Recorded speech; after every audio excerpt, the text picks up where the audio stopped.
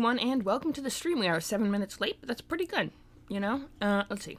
I'm gonna go to do all the things that I usually do at the beginning of the stream that I really should be doing before stream, but I was having a burrito before lunch and learning to get used to chewing with my new thingamabob.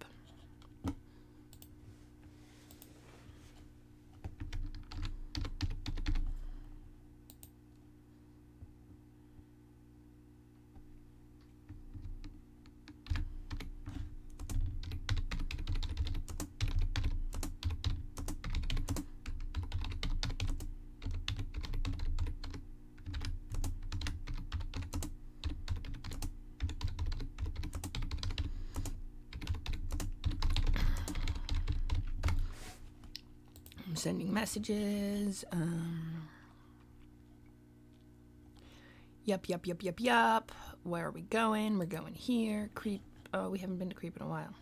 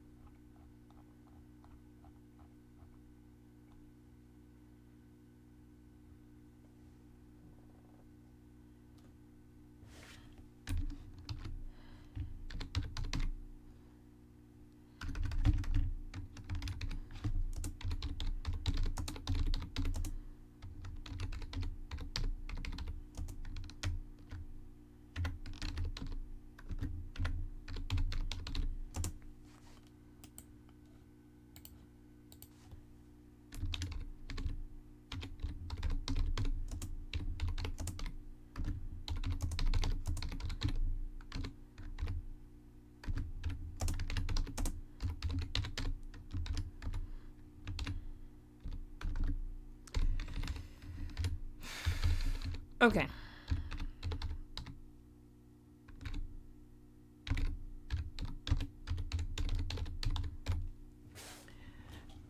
Beautiful. Okay, so as of now we have very few viewers. That's okay. We're having a good time. We're vibing. We're living our best lives. And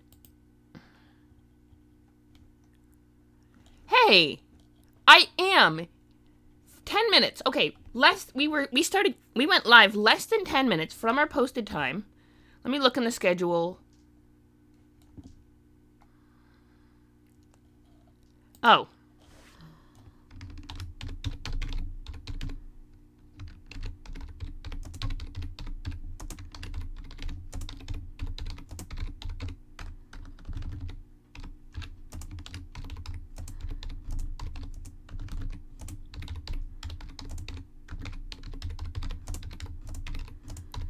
All right.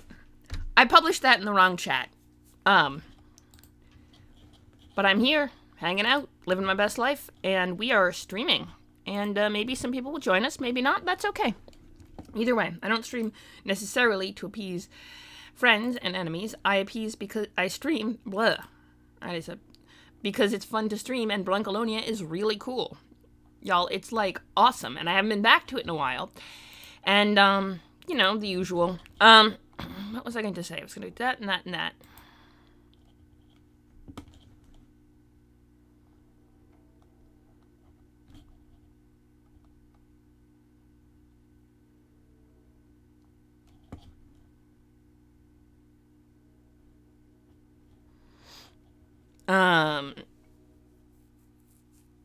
What was I going to do?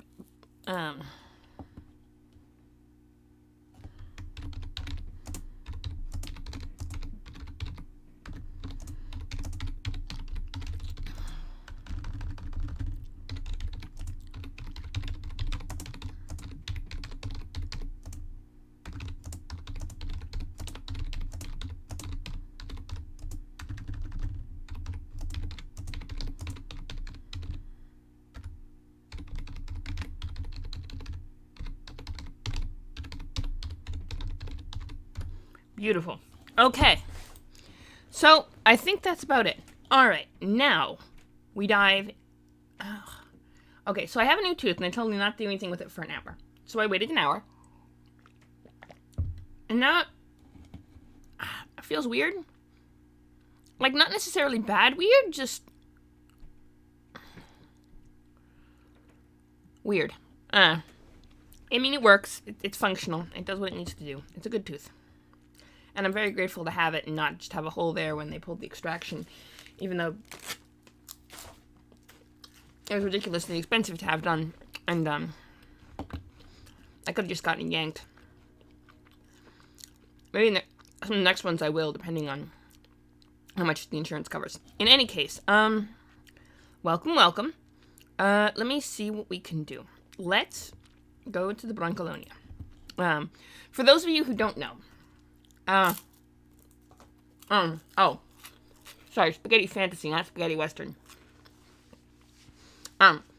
Spaghetti westerns were called that, because they were all filmed in Italy, because there was these large expanse of, deserty areas that they found that, A, looked a lot like the West, or the Wild West, or at least close enough they could work with it, and B, it was cheaper to film there, cheaper to hire set people, cheaper to do, just, And Sergio Leone, who was an Italian, was, fascinated by the American West and made all these movies, and everyone just kind of went with it, and a lot of them are great movies.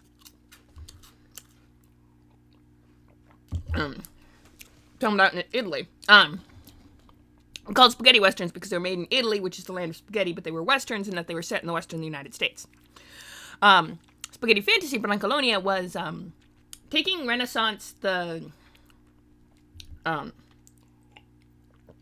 fantasy traditions of just pre-Renaissance Italy, with all its factions and its not quite United Kingdom and its ancient crumbling empire, back to, factions and the groups of soldiers who kind of just fought for anyone who'd pay them, the foreign wars, all that BS, and they just kind of turned it into a fantasy novel, like a D&D setting, and it's really cool. And also my Italian is not so good, so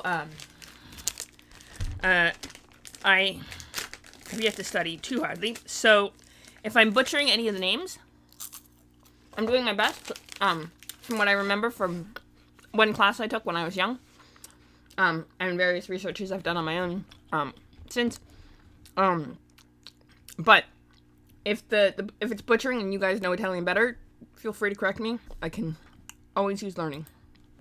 Alright, let's see what we got here. Brancalonia.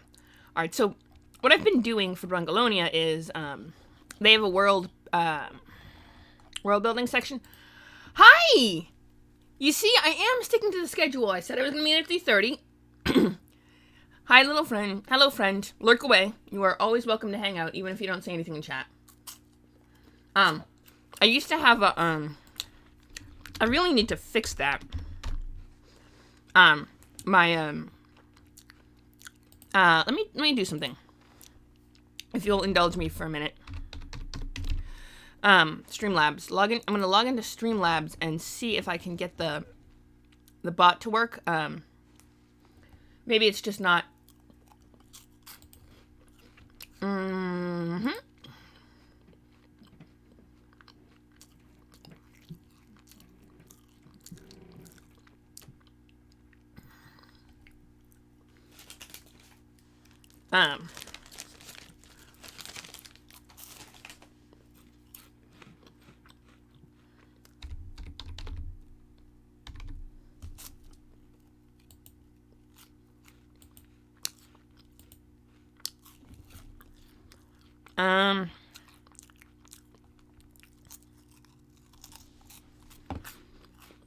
Nope.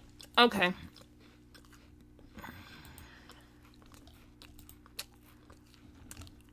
Hi! Hello, Phantom. Welcome. I can't get my Streamlabs to work right now. I will have to do that later.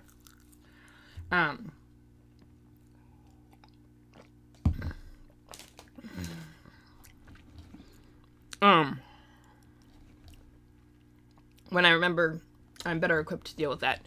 But once I get that working, there's a little thingy that says lurk. So, yeah. But you are welcome to lurk. Thanks for using the RAM. And, put me on in the background. I'm always chill with that. If you have a little more energy/time and you want to pop in and say hi in the chat, that's cool too. But for now, oh yes, Brancalonia. So this is some fun readings. And then Most knaves are likable scoundrels, chaotic good or chaotic neutral. Belong to communities or covens who follow the instincts above their instincts or the laws of nature, neutral. Slobs make a living as best they can, neutral good.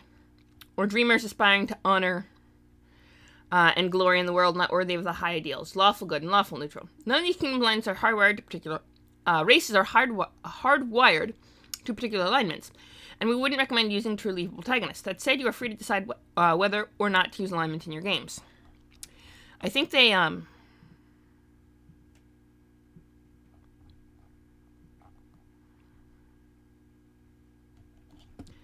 let's see.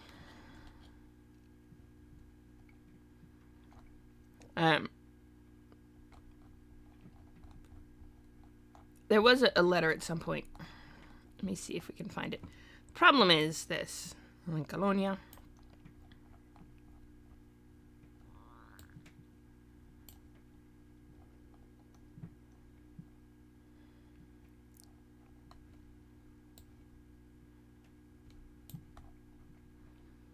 References. Alright.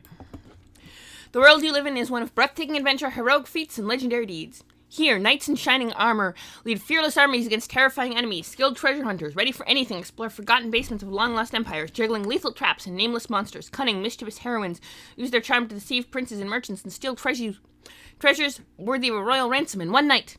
But you're not one of them. You are the ones who steps in when things go wrong. Lazy swindlers, low-life scoundrels, listless dabblers, greedy knaves. The ugly, the dirty, the bad ones. That's you, in short. You're the dregs of the adventuring world, the cannon fodder of all battles, the scum that emerges when you scrape the bottom of the barrel, the dirty dozen that is pulled out of prison only for desperate missions. Do you find this unfair? You're not so stupid then. It is unfair, but let's face it, this fate has better things to do than bother playing fair with the likes of you. Enough talking, Scape Gallows. It's time to get busy. Sorry. Oh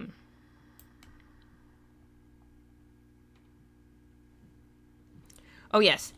You have the setting book, and we certainly won't be sending the game police to check on what you do at your own tables. Have fun. Yes, this is, that was the quote I was reading. Actually, since it's been so long since we've actually done Brancalonia, I'm gonna reread, I'll keep the chat link open so we can see if anyone chats, but right now, let's reread it, and then there's a setting section full of maps and cool stuff, and I want to show it off, I've been slowly but surely reading through the exact details of specifics in the setting because there are just so many freaking... It's so cool. Oh, shoot. Thank you for reminding me. Thank you for reminding me. I haven't actually done my daily... I'll do that after. But, I doubt you want to see me slather up on the screen. So we'll do that later. But thank you for reminding me, everyone. There. Now. Let me know if you have any questions, comments, concerns. You want me to zoom in a little bit to make it easier. All that jazz. In Brancalonia, all player characters are knaves, i.e. members of a company of mercenaries, rogues, and similar rascals engaged in questionable jobs across the various domains of what is left of an ancient kingdom, now in ruins. This rabble, this throng of gallows birds, of which you are such a worthy examples, is identified in its entirety as the Bounty Brothers, the network of bands, companies, and knaves on whose head a bounty, large or small, was placed at some time by one of the kingdom's fief lords. You will start off as a third-rate scoundrels in a vile, dangerous world, clawing your way up to through dirt and blood. Eventually, if you prove yourselves up to it, you will rise the ranks of leader of your company and shake the thrones of kings and lords. Are you ready? Right. You were born ready.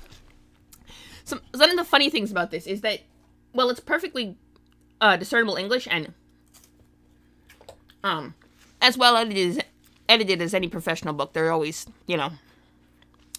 monkey bits.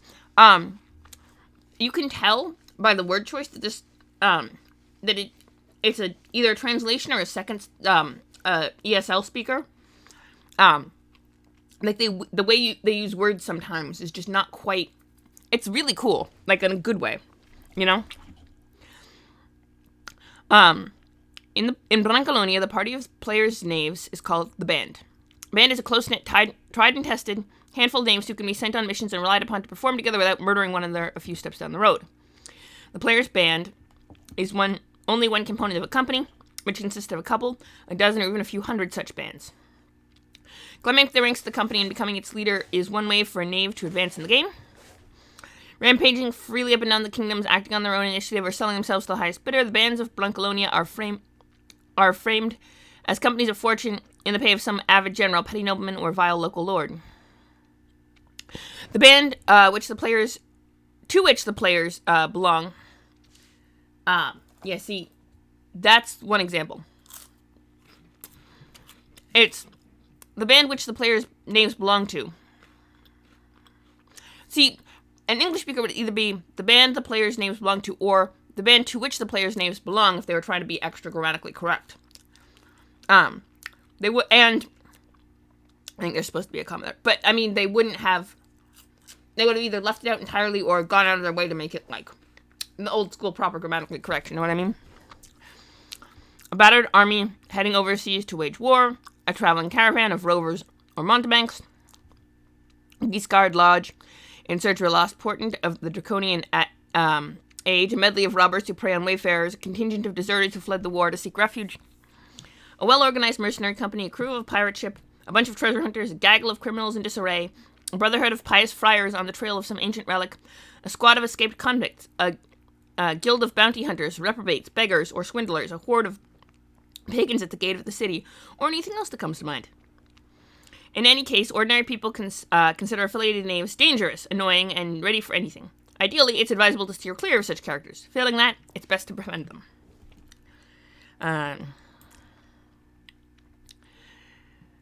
Companies, and consequently bands, are often hired by villagers, merchants, nobles, and warlords for all sorts of odd jobs, generally illicit, dangerous tasks that no one else wants.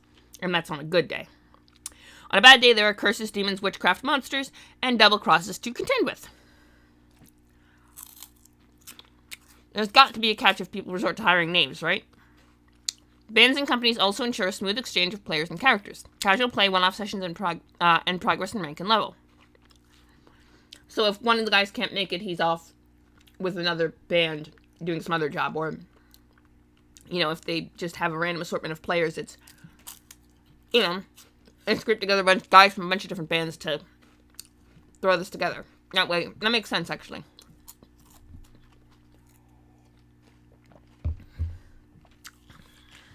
The Condottiero, hopefully I'm pronouncing that right, is the game master of Brancalonia. They are specifically responsible for conducting game sessions and for describing what happens during the adventures. As the company leader, they get the jobs from different patrons and assign them to the band. Brancalonia's characters can be all sorts of names, but the character advancement covers 6 levels only. Scared, huh? Exactly. To make the most out of Brancalonia's low magic atmosphere in the spaghetti fantasy style, it is highly recommended to play a low characters level only with a level cat set at level 6. Reaching level 6 does not represent the end of the game, though. The name's advancement continues, though it changes slightly, slowing down, according to the system illustrated on page 40. In certain parts of the text, you may find references to a knave's rank, which matches the 6 levels as follows. First level, rookie, or budding knave, in case you're role-playing a very young character. A rookie knave, or a budding knave. Small-time knave, licensed knave. Inventory knave, seasoned knave. Emeritus knave. Also, the term knave, while it is an English word, and probably the correct one in this case, it also is not used very widely in English, which perhaps is something, too, that this game is filling a niche that no other RPGs fill. To preserve the atmosphere and spirit of Brancalonia, we suggest you use races, subclasses, backgrounds, and other game elements featured in this manual, together with the game's core rule set. However, it is neither impossible nor forbidden to import into the kingdom elves, dwarves, and other such figures from 5th edition official handbooks or other publishers' companions. First of all, the players in Condottiero should keep in mind that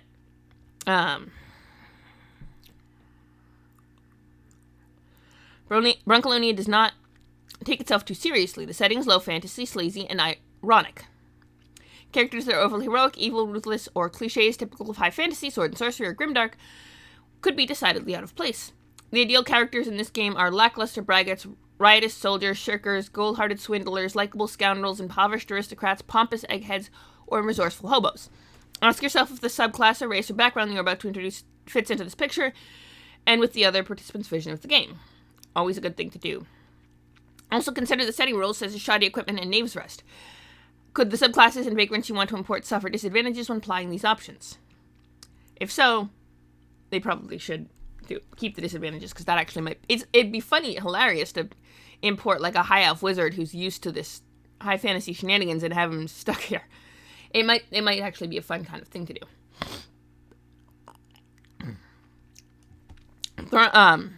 Warriors, explorers, arcanists, religious types, and scoundrels belonging to races and subclasses other than the usual ones that could come from countries beyond the Crown Mountains or from the Middle Sea. Throngs of foreigners reach the port of Vortigia every year, even from the most remote eastern realms. The evening route connects the port with fabulous Serendia, and every year there are hordes of travelers coming and going between these two destinations.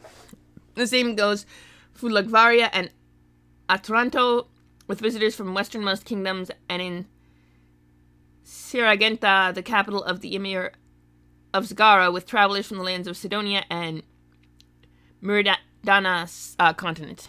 Mercenary troops from Alemannic empires, Helvetia, Great Britain, Fringe, often reach Tarantasia from northern passes, and travelers of all sorts visit the city-states of Monte Carlo, Tiserato, and Constantinople's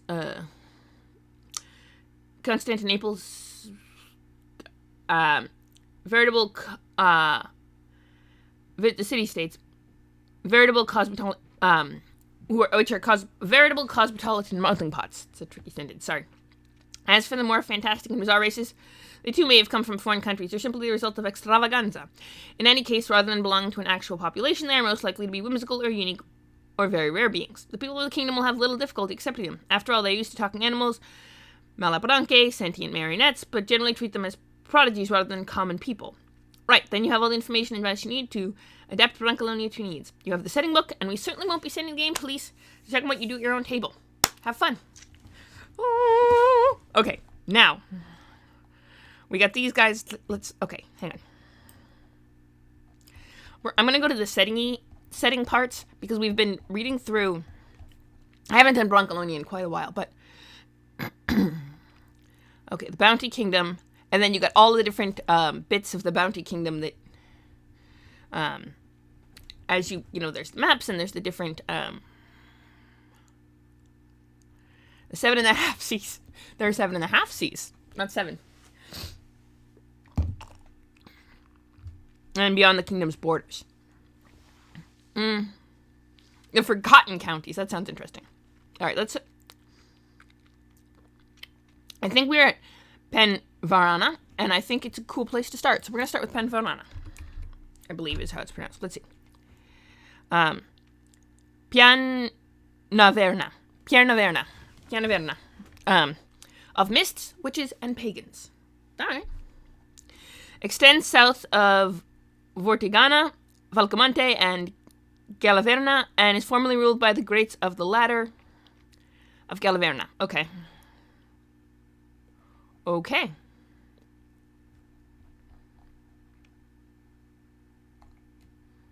There we go. I don't know what this guy's deal is, but, you know. Okay, I respect that vibe. This is foggy and depopulated land traversed by the largest river in the kingdom, the Fossa pit, and by all its tributaries. Swampy, mephitic, and haunted by wretches, bandits, and fugitives. Pianaverna is dotted with tiny hamlets as well as a few villages of certain importance, all infested with scores of mercenary companies and all small armies of fortune. This is also the seat of old legends of forbidden sorcery and very ancient creatures. Here, horrid hags and monsters of the rivers, fugitives and wanted men, malabranques and bavalics, have their hiding places. Part of the region is occupied by Pagan Plain, a no-man's land home to one of the largest confederates of pagan tribes in the kingdom. The area is frequented by hermits, monks, itinerant priests, preachers, miraculists seeking to bring the light of the saints among the heathens inhabiting these parts. Of course. The religion is the saints of the calendar, and the main religion, I should say, that is of Brancalonia is the saints of the calendar and the Eternal Father, because of course. the church is... You can't have this kind of mission without at least mentioning the church. Bordering with Torrigiana, Falcamonte, Gallaverna, and Penumbria, the whole region south of the Fossa is a land almost devoid of central control, only officially subject to the lords of Gallaverna. The landscape is low and boggy plain, rich in streams, large and small, meadows, springs, ponds, and marshes. The great river Fossa and its main tributaries on the right, such as the Member, the Sirius, the Pinchu, the Lumber, and the Tergus, divide the territory into irregular segments covered in grazing lands, flooded plains, foggy countryside, small farms. These divisions are also its main communication routes, as moving along the rivers on barges and boats is the quickest and most convenient way to traverse this part of the kingdom. The wide valley that unfolds toward the Astranian Sea is dotted with hamlets and estates, mantled in fog, large and small homesteads, fortified farmhouses, isolated monasteries. The rivers are flanked by peasant communities, village, and larger citadels where law and formalities are kept to a minimum. Among the various people who gather under these scattered bell towers, often erected as a landmark for travelers lost in the fog, there are feuds and wars on par with the lords of Gallaverna, except that here, instead of skilled contests of diplomacy, swords, and sabers, they use blasphemy and retaliation, hoes, pitchforks, and pruning hooks. Small hills covered in forest are home to wild boars, bears, and wolves, also brigands, heretics, and hermits. The valley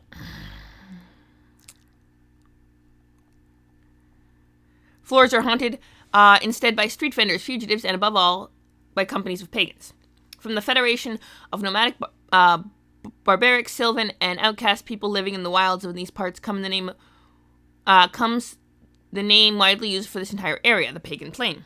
The climate here is humid all year round. Summers are muggy with frequent showers, while the winters relentlessly alternate overcast skies, rain, and fog. The gentle slope of the hills that resume to the south, close to the Titan spine, mark the end of the plain and the beginning of the foothills. After this first range of hills, however, the woodcutters and charcoal burners settlements suddenly end, as do pastures and shelters. The top of this mountainside stands at the eerie northern edge of mist tide that surrounds Penumbria, and no one from the region walks lightheartedly around these peaks. Ooh, okay. Barbarians, pagans, and bandits. In spite of the vastness and the importance of its rivers, Pianaverna is a sparsely populated region. The few inhabitants centers of some importance are of remote draconian foundation that have since undergone radical transformations, or commercial cities established in later times that developed rapidly thanks to their strategic position along the fossa. Bandits, brigands, heretics, and pagans thrive far from the farmlands and city walls. The king of all kings of the district's pagans is Ardarchio, an oaf, incapable of decent strategies, who only came to power thanks to his physical might and has managed, in the course of a few years, to assemble a veritable federation of communities, families, and tribes, not only of humans, but also of Sylvans and Morgans. There we go. Less rustic, but equally dangerous, are the lowland brigands, an assembly of dozens of bands led by the Low, also known among the bounty brothers as the Queen of Battens. This brigandess is a Morgant known for her short stature, less than 7 feet tall, but considerable weight, both physical and strategic. Lowland brigands are a close-knit and well-disciplined army, amongst the most respected in the peninsula. Another dangerous villain in the area is Duchess Spinella Picaldone of Rotmount. From her castle in Torrigiana, this noblewoman often crosses the region's western districts to lead raids against the southern counties of Gallaverna and Falcamonte, retreating back to Torrigiana at the first sign of counteroffensive. Her sisters-in-arms, a group of diabolical and highly skilled horsewomen, are often called noose rippers, for their habit of saving their companions, common women, from hanging. Okay. Another network of bands and rogues in the region, mainly found along the rivers, is that of the Passers, a gang of smugglers dealing in stolen goods and illegal trafficking throughout the north of the kingdom. Nope, hang on. Despite being infested with bandits and brigands, the region also has some fine examples of virtuous and well-managed cities. Apart from the great capital of the plain, the Queen of the Fosse and its charming, the Queen of the Fosse is the, capitals of the plain. The Queen of the Fosse is the charming city of Chiavica, which intercepts all river traffic at the confluence of the Fosse and the Member rivers. The Member being one of the, what's the technical term? Tributaries. Far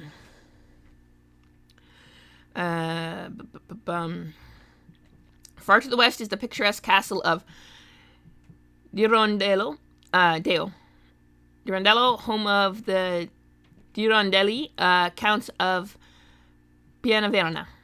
Founded by Grandpa Count Dirondello Dirondelli, that's a name, and ruled until his death by his grandson Count Marcondiro Dirondelli. The place is famous for fairy tale splendor of its courts and towers, visible for miles around. Scattered across the plains and acres are also small, well-managed enclaves of farmers, woodcutters, and artisans who have organized themselves into free and supportive communities managed by guilds of fellow workers. These centers will not tolerate taxes or threats from anyone. They defend themselves with internal security services and gather in large people's houses that rise in the village centers.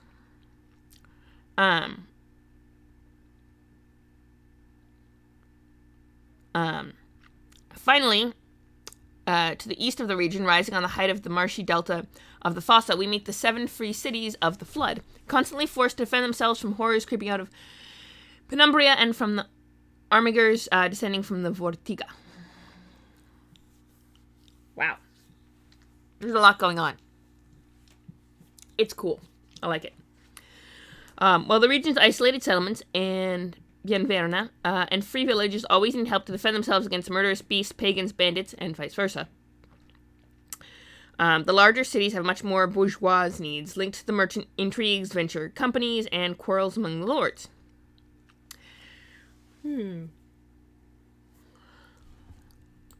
Bourgeoisie.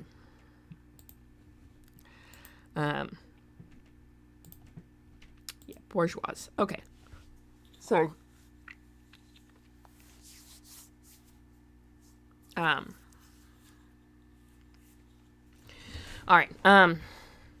We're also going to look at the map in a minute, I promise. The large city is much more bourgeois needs, linked to the merchants' intrigues, venture companies, and the quarrels among the lords. The flood region, Fossa's Delta, rich in ancient gold and full of adventure opportunities, which involve facing horrors from the mist-tide and well-organized armies of fortune. Dangerous stuff. There's another aspect of this region that should never be underestimated. The entire Pianaverna is teeming with monstrosities, witches, heretics, ferocious animals, magical beasts, lying low in miserable farmhouses, silent fog-shrouded villages, abandoned cemeteries, dead ramifications of rivers, and disturbing taverns along deserted streets. For those looking for a place to escape from the law, the infinite expanse of the marshes offers all sorts of hideaways, but the mists of the pagan plain conceal mysteries so sinister and horrors so ancient that, by comparison, Quinotaria's prisons are a holiday resort. Okay. That's okay. Penumbra is the next one. Let's go back up here for half a sec. Okay, that's Vortagia. I want to look at the map. Ooh, that's cool. Alcamonte, Galavera. Okay, so we got Quintoria. Okay, beautiful. I just want to see the map. Okay, so we got, here we go. This is the map as best we can get it. It's a little tricky. Okay, so here's the map. Mist-tide is the area in red. Okay, so we got, we can zoom in. We can zoom in, ha! There we go. Okay, so we got, so where exactly, let me look at the map. Hang on, let me look at the key. So, Pianaverna is number 5, right? Penumbria being 6. Pianaverna is number 5. So let me see where, nope, that's 15. That's not on the mainland. This is up to the mainland. Where's, okay, hang on. Yeah. So the pagan plain is here, and then this is probably the flood I see. Oh, I see. Right. It runs right along. Oh, okay. So check this out. Ready? So Penumbra is to the south, right? And the bordering around it is the Mist Tides. Hello! Welcome, welcome! We're not doing Warhammer 40k today, but what we are doing is this setting called Brancalonia, which is based on pre-Renaissance Italy, essentially. Like the 13 to 1400s. So it's kind of low magic, a lot of city-states and complicated different small petty kingdoms fighting over small things. So we were reading about this here. So this red line marks, if you can see the map. Oh, yes, you can. Okay, hang on. Let me check something real quick. Can you see my... Oh, you can! Excellent! So you can see where I'm pointing. This is very helpful. Okay. Keep forgetting to do that. Okay, so boom, boom, boom, boom, boom, boom, boom. All right. So if you could look closely at this red line, that's where the mists are. Mist Tide, which is this whole shroud of fog. So from what I gather, the Mist Tide encompasses Penumbria, which is this region here, and extends out into the oceanal part over the Mare Monstrum. Ooh, that does not sound good. So Tarantassia is... Where's Tarantassia? Okay, hang on. Tarantassia is... Because that was mentioned... Yeah, hang on. Tarantassia is in Gelverna. Okay. Because one of the brigands they mentioned was in Tarantassia. Okay, so... Ortegia... Okay, so there's no... there's the city. We don't have a really good up-close map.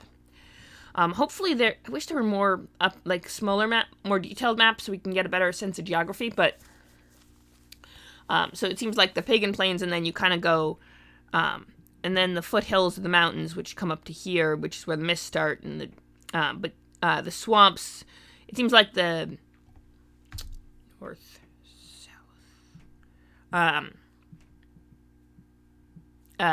eastern part of the country is where all the really swampy parts are, because that's where all the rivers come. So they said, what was it, Quinton? They don't have the capitals marked, so which would be helpful if they had the capital of what was it, the region, and we were the region marked, but Pianaverna. No, there's no capital for Pianaverna. Falcamonte. Let me just check something real quick. Falcamonte is where? Yeah, so they list the cities, but they don't list the cities for Pianverna, which is here. Number 5, right where the Pagan Plain is. And then it goes into the swampy areas with the rivers, and then you got this whole parts of fine, and they mention the Titan Spire. The Lords, that was probably in this part of the country, this western part. That was probably where that was. And then you mentioned, then you get to the south where the foothills are and the mists start. And okay, hang on. Let me go back now that we have a good idea of the map. Nope, that's the next map. Hang on. Let me bop it down a little bit to get, okay, yeah. So we go here. There we go. If we go Pianverna, basically, the creators of Brancalonia made all this really cool lore, so I backed it on Kickstarter because it sounded cool. So I've been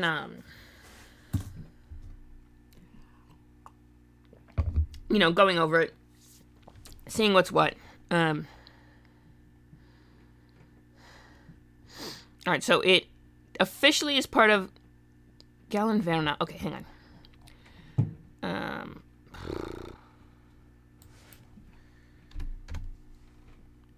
No. Here we go. Galenverna is, to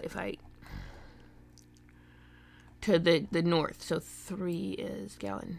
Verna. Yeah, with the... Okay, I see. Galenverna is over here. And then to the north. And this larger southern part here is hypothetically controlled by the people who control Galenverna, but not really. Okay. Let's see what else there is.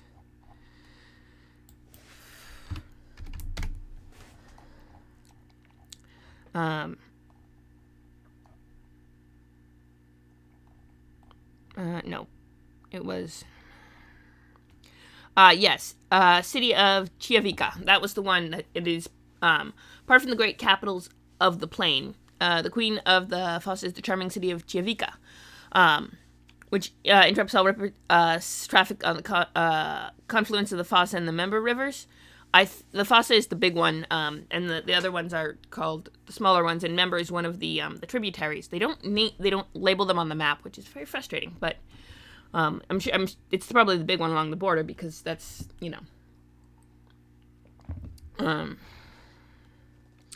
so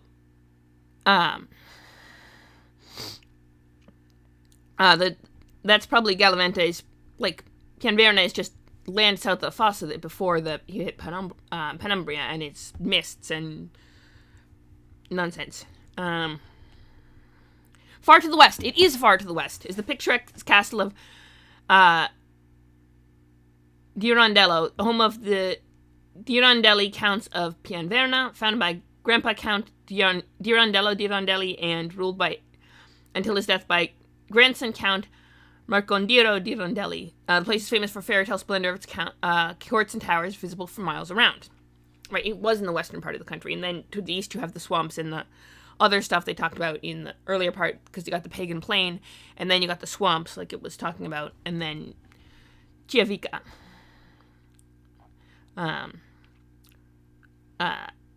While the region's isolated settlements and free villages always need help to defend themselves against murderous beasts, pagans, and bandits, and vice versa, the larger cities have much more bourgeois needs linked to the merchants' intrigues, venture companies, and quarrels among the lords. The flood region, the Fossa's Delta, is rich, ancient gold and full of adventure opportunities, which involve facing horrors from the mist-tide and well-organized armies of fortune. Dangerous stuff. There's another aspect the region should never be underestimated. The entire Pianverna is teeming with monstrosities, witches, heretics, ferocious animals, magical beasts, low-lying farmhouses and silent fox-front villages, abandoned cemeteries, and dead ramifications of rivers, disturbing taverns along deserted streets. For those looking for places to escape the law, the infinite expanse of the marshes offers all sorts of hideaways, but the mists of the pagan plain conceal mysteries so sinister and horrors so ancient that by comparison, Quinotaria's prisons are a holiday resort. I just want to check one thing on the map, which I didn't.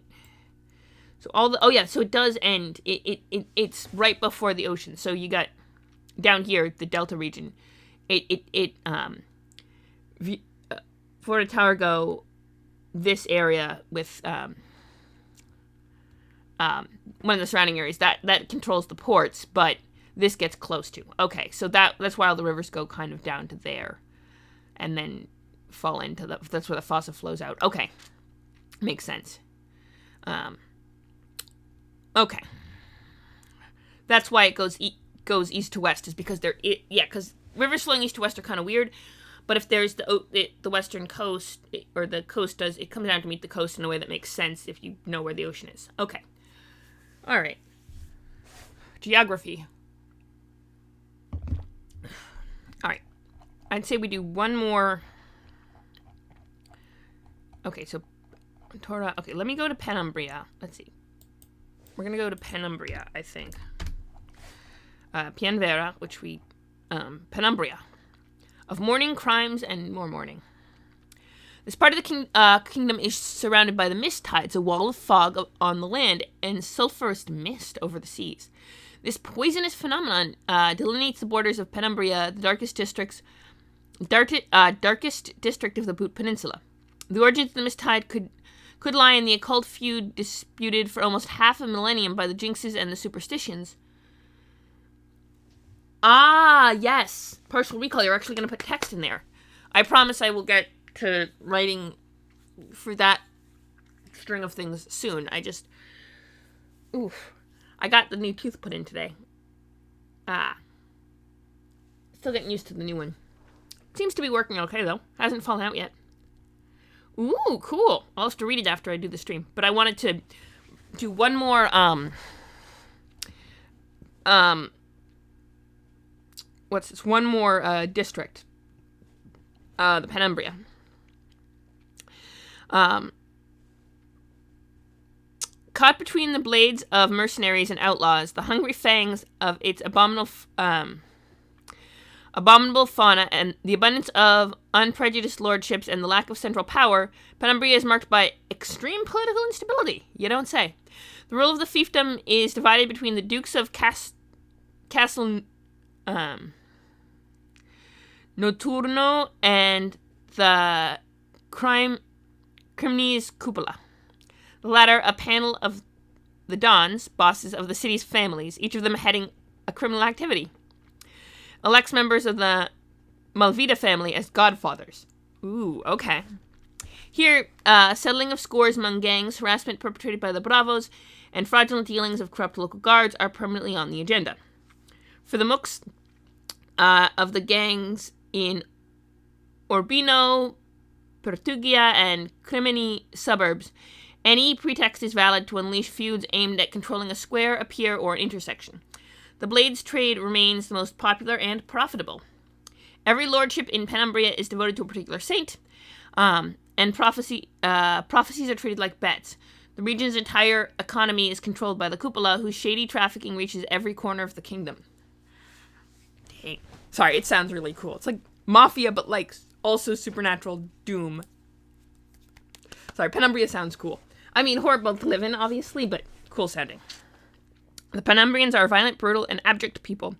Incessant wars, armed feuds, massacres, crimes, killings, diseases, and abominations have made these districts the most lethal in the kingdom. On the wings of the...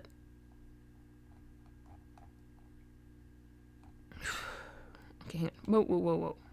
Penverna, Penumbria. Okay.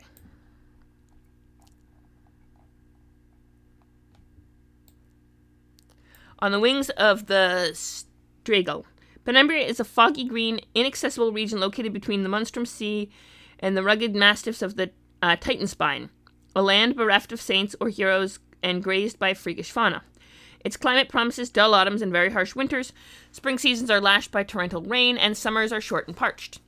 Barren mountain ranges and low plateaus prevail from the Urbino region down to the flat tablelands that gradually sink eastward into the boglands of the Romanga River. From the north, the Bruno and Darko rivers delimit the natural boundaries of the Gulenteri Forest, property and hunting reserve of the Dukes of Castel Noturo, knights and captains for generations. From here, the two rivers intersect at Sulphur Bridge, giving rise to the Tenebro, which cuts the territory in two that flows into Crimini. The west of the Penumbria is a succession of dark valleys and mountain ridges, marked by the angry passage of the... Yeah, but the sauce and the meatballs are the best part.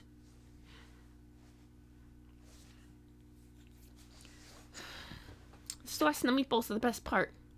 Besides which, then you don't get a choice in sauce. You can't have, like, Alfredo sauce or something, or, what's the no, not panna cotta. Really yummy sauce.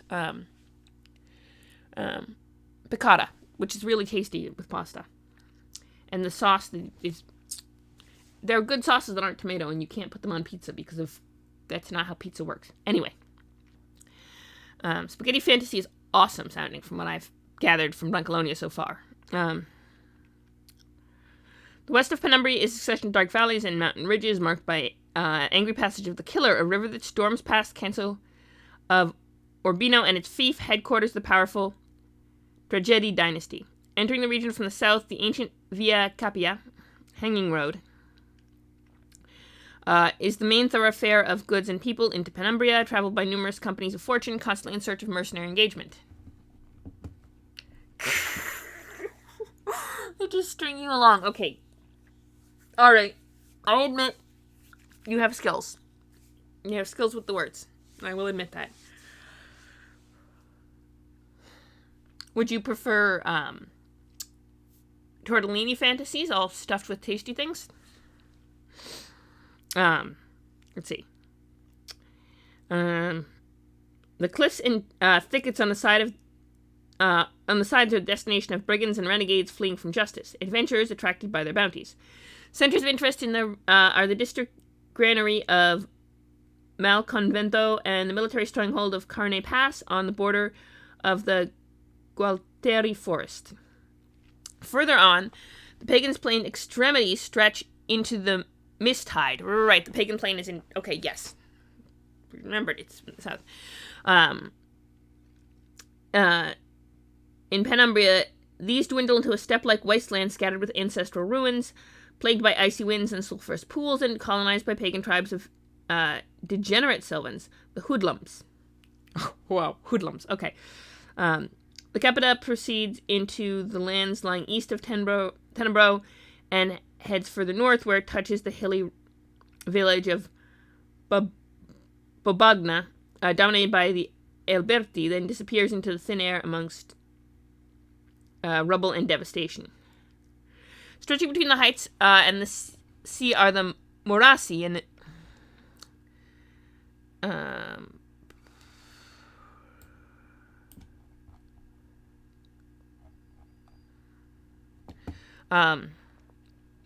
an unhealthy swampland afflicted by malaria and monstrous fauna, home to many of the freaks infesting the region, as lands of hoodlums in the Monstrum Sea. As are the lands of the hoodlums in the Monstrum Sea. At its main center is Ferrato, a synastron of prophet smugglers and swamp pirates, governed more or less fairly by the cadet branch of the De Lapidi Counts. The port of Crimini, second city in Penumbria, but first for size and financial importance, is located on the delta of the... which river? Tenebro, and is stopped favored by merchants of Romanga and Romagma, and daring crews who sail the volcanic waves of the Monstrum Sea. The city's administration is in the hands of the Crimini's Cupola, a college made up of the main dons of the city families, each at the head of a specific criminal activity, which traditionally elects the Malavita as the reigning clan. Permanently on the agenda are settling of scores between the families, abused by the guards, and corrupt local police. To the south, the region grows drastically wilder. Intricate virgin forests teem with wild beasts and game, drawing matadors from every fiefdom. The turreted donjon of Pertugia, owned by the Gauzzi, the counts governing on behalf of the Galatieri over southern Penumbria, the towns of Norgia and Gabillo, and the austere monastery of the Penitentia Order of St. Con, the most depressing prison in Penumbria, disrupts the wooded homogeny of the of Silvatrosius. The blade-bristling mercenaries and outlaws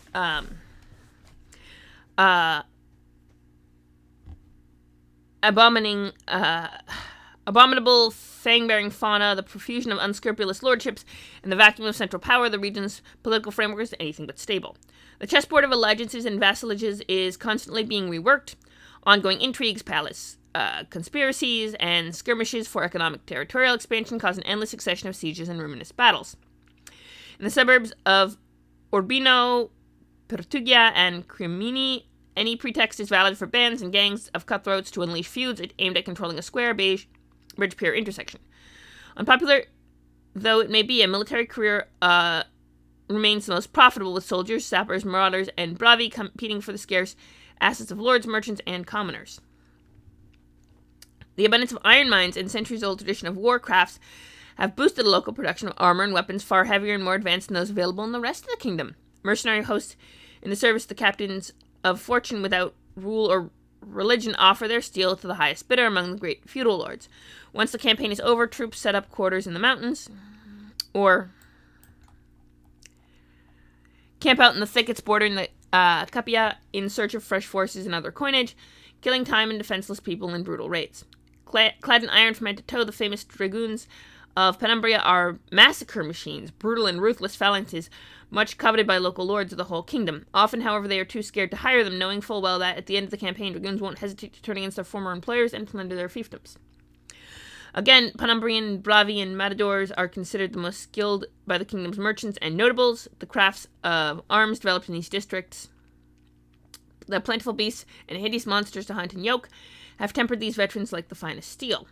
While the law lies low in Penumbra in countryside, sheriffs and malicious guards appointed by the dukes and counts administer public order in its districts and cities.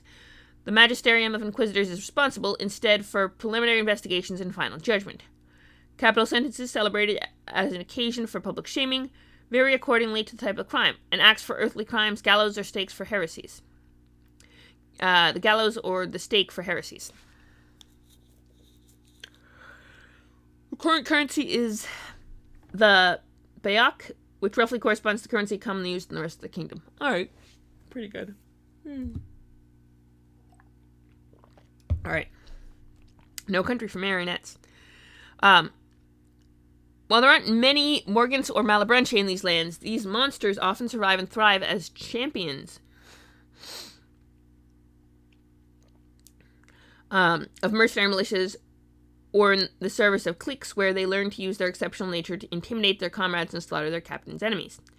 Even tougher is the fate of gifted and marionettes, the most common subraces, and of other exceptionally individuals of extravagance or supernatural origin. These beings are almost invariably mocked and persecuted in arenas or in public squares for the sake of seeing them laughed at and humiliated.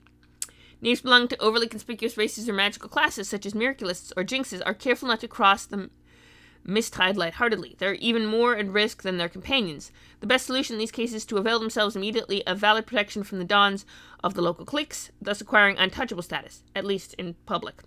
Alternatively, the viable solution in Penumbra is to be worse than the Penumbrians themselves, a theory corroborated by the grim and gruesome subrace of marionettes originating from this region. These are the Guignolls, beings that form by insisting and growing inside the body of flesh and blood individuals until they are fully... Marionettes are not Ultrons. They're their own thing. Look, curiosity killed the knave, is a Penumbrian saying. Don't get curious about things. You tend to disappear. Let's see. Insisting and growing inside the body of flesh and blood individuals until they're fully developed and ready to come out. In addition to their horrifying genesis, Guignolls have innate passion for the macabre and the histrionic, and often engage in stable or internet shows of exceptionally gory violence. Dang, okay.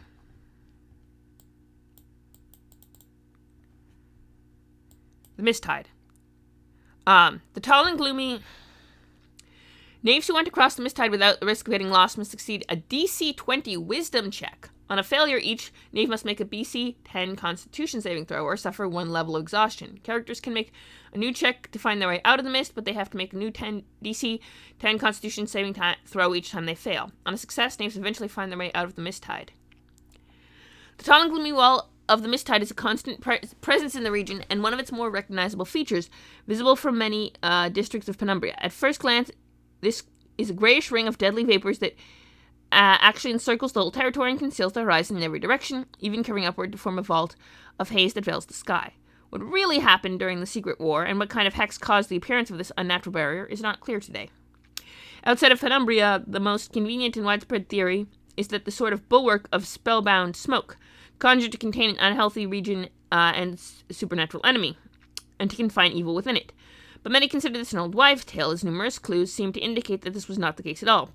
For example, what was known about the region outside of its current borders is completely different from the reality of present-day Penumbra, and from what Penumbrians themselves know about their own territory. Indeed, the few records preserved inside the fiefdom recall a millenary history entirely different from that of the foreigners. For Penumbrians, there's another kingdom out there, another world, another cosmos.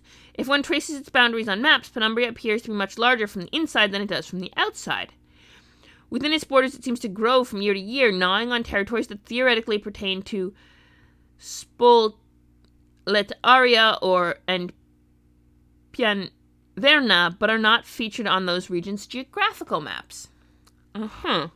Despite the dismal mystery surrounding this bewitched blanket, some of its characteristics have been studied and made known. First of all, on crossing it, the shroud of fog often proves to be several hundred steps deep. Other times only a couple, still others over a mile. Despite the absence of gusts or trade winds, it seems to twist in unnatural coils and whirlwinds. Its effects on bodies and limbs of those who traverse it without an expert guide are undeniable. Even those who get through as quickly as possible suffer from discomfort, nausea, vomiting. It's a bizarre, mostly minor temporary physical deformities. Even the mind is not immune to its evil influences. Visions, rages, horrors, delusions can seize those who linger within it and gaze too long at this fog. Not to mention those who enter on one side and fail to leave on the other. Lost in the fog or caught in who knows what horrors, they are said to wander forever and void between worlds, becoming themselves nightmares that all other travelers shun. Strangers are advised to rely on walkers, bravi, matadors, who charge high fees to guide adventurers through the changing paths of the Misttide. Bylanders see the Misttide appears to corrupt the surrounding territories as well. Sulphurous pools in the Pagan Plain, the Munstrum Sea, and the freakish fauna that haunts the Penumbria all seem directly related to this phenomenon. That is freaky fauna right there. I think that might be something. I would not want that to... And then it moves... Oh, jobs in Penumbria. Here we go. Penumbria is the most violent and obscure region in the kingdom. The very name Bounty Kingdom is said to have been born among its alleyways and dead-end streets. The whole Penumbrian territory has been devastated by centuries of abuse, bad governance, internal wars. The laws of the strongest, meanest, and shrewdest is enforced here. Penumbrians know all know that no one should be trusted, guards, priests, and rulers in particular, and that every neighbor, relative, colleague, or accomplice is ready to cheat them, cut their throat, and throw them into a ditch at the earliest opportunity. The only hierarchy or semblance of order is that of the most powerful and ferocious, who manage their domains, small and large, like a wolf rules a flock of sheep.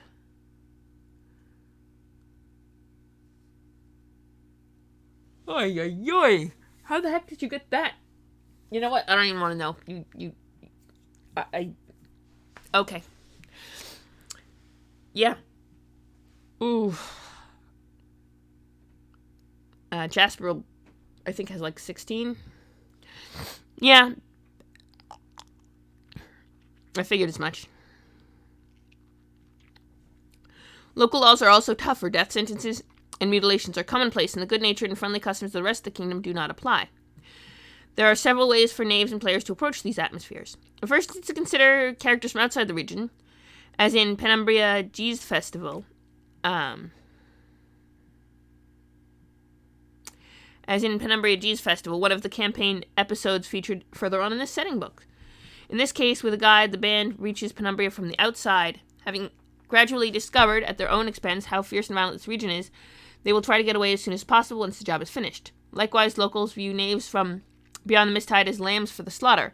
Players are advised to pay close attention to the way they interact with the environment, and the condottiero should continually point out the importance of this decisive change in atmosphere. The second approach is to use characters originally from Penumbria who left to try and breathe more freely in the other side of the Misttide. Compared to the horrible life they left behind, the rest of the kingdoms, even the dismal Pianverna, will seem like the children's playground where everyone looks idiotic, deluded, or foolishly idealistic. Likewise, the condottiero should keep in mind that Penumbrians are viewed by everyone else as the worst cutthroats in the kingdom, murderers to be feared at all times, and in some cases as dependably ruthless executors to hire for the most heinous jobs. Third is for the players to interrupt Penumbrian knaves participating in a job within their own borders without ever leaving the region. In this case, there won't be any problems of perception or rejection by the locals. After all, knaves offering their services to deliver stabs right and left are typical of the local lifestyle.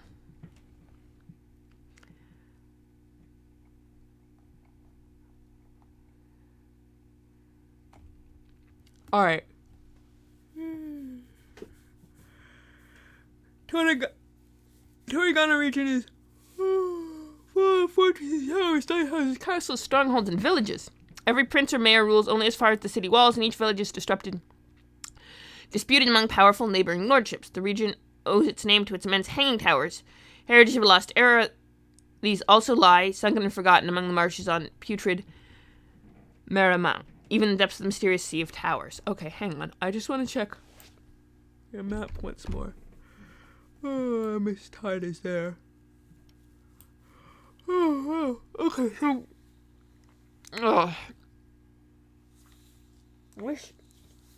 Hang on. No, hang on. The Criminy... Oh, so the river... Their river is to the western part, and the rivers that flow down from the Pagan Plain all just kind of flow into the... Okay, that makes sense.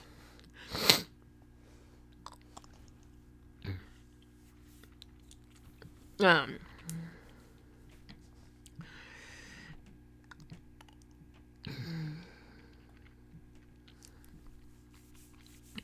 right. It is well past the time I was going to end the stream. Not well past, but enough past that I think it is time to end the stream. But thank you all for hanging out. I really appreciate it. Blancolonia is a lot of fun, and I've forgotten just how cool it all was. So, you know, that's a vibe. I appreciate all of you hanging around. I mean, you won't even give dwarven women beards, so don't talk about mustaches, hmm? Okay, let's raid. Oh, Stella Luna's on. Oh, let's raid Stella Luna. She's making, she's putting together something. Looks fun. Alright, we're off to raid Stella Luna. Goodbye, friends and enemies. I will see you all later.